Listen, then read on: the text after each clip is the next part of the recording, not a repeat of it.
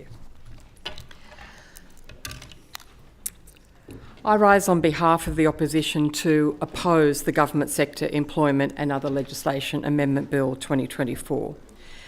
The bill presents itself as a means to streamline and to enhance the management of our government sector. Laudable aims. But in reality, this bill carries significant risks which outweigh its purported benefits.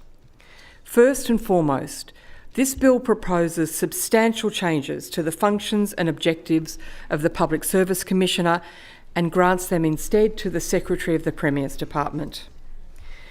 This bill would remove the following principal objectives of the Public Service Commissioner.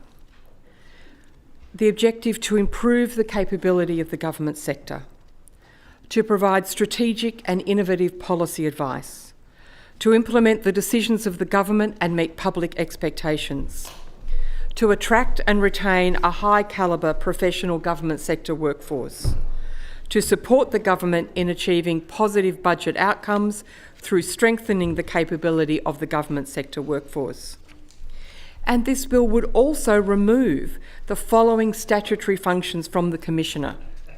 It would remove the function to identify reform opportunities for the government sector workforce and to advise the government on policy innovations and strategy in those areas of reform. To lead the strategic development and management of the government sector workforce in relation to all of these following areas. In relation to workforce planning, including the identification of risks and strategies to minimise risks, performance management and recognition, succession planning, redeployment, including excess employees and staff mobility. It would also remove these functions from the Commissioner, advising government on leadership structures for the government sector, advising government on appropriate strategies, policies and practices in relation to the structure of the government sector workforce, advising the government on appropriate strategies, policies and practices in relation to such other government sector matters as the Minister may determine from time to time, and to monitor, coordinate and assist the implementation of government strategies, policies and practices in such other areas as the Minister may determine from time to time.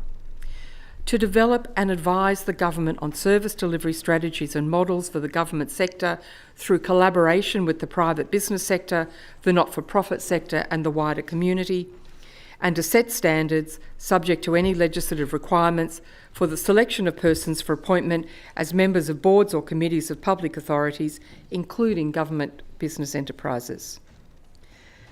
These functions would, according to a government media release, revert to the Premier's Department. However, this isn't found in the bill itself. The only provision in the bill imposing new functions on the Minister, the Premier at present, is in relation to the preparation and tabling of the annual report on the state of the government sector. Where are these other functions going? Can we rely on a media release when it should be in the legislation? The Coalition created the Public Service Commissioner as an independent statutory position with a broad remit in 2013.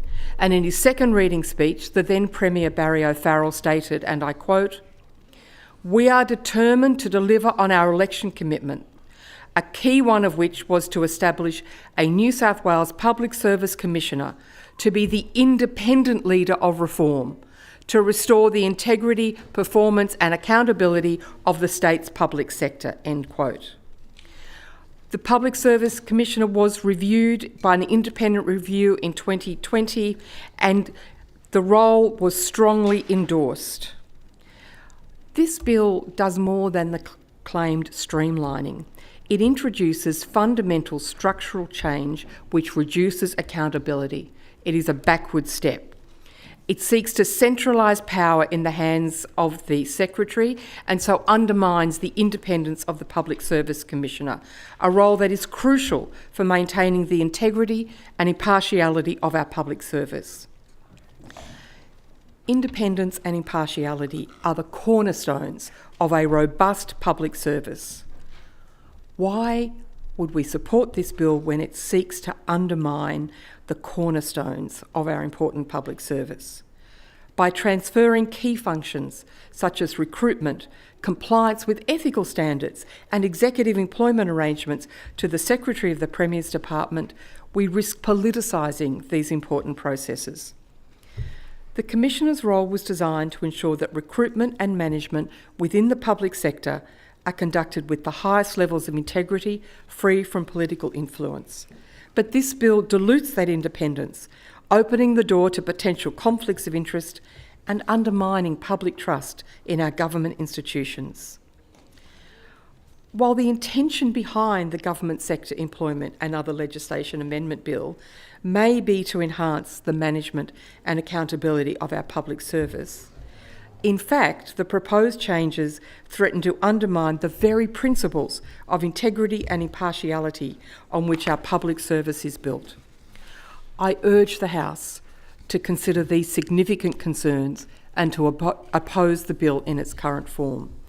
We should be preserving the independence and trustworthiness of our public institutions, ensuring they serve the public with the highest standards of integrity and fairness.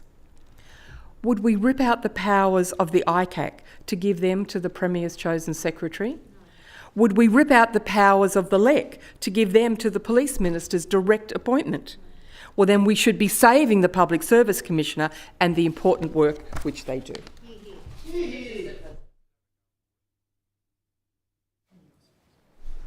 Thank you. I rise on behalf of the Greens.